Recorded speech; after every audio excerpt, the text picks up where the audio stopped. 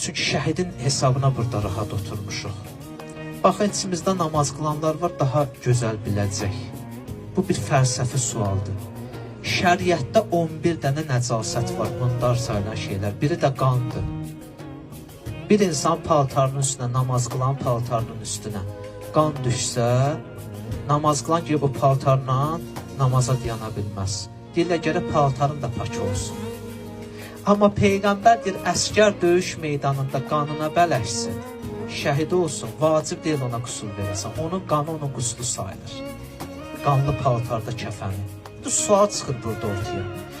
Mən namaz qılan üçün paltarın üstünə qan düşsə, nəcis sayılan qan şəhid üçün necə qüsul sayıla bilər? Qəşəng sualdır da. Bunun bir dənə cavabı var. Allah elə şəhidlik məktəbində bu cavabını da verir.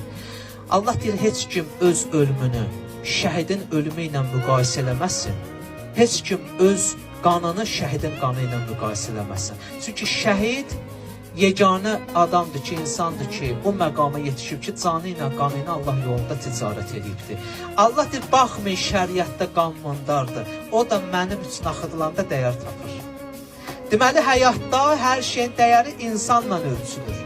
Bir dənə insan dəyəri kimlə ölçülür? Aləmlərin Rəbb olan Allahla ölçülür. Ona görə insan özünü Rəbbinə fəd eləməlidir.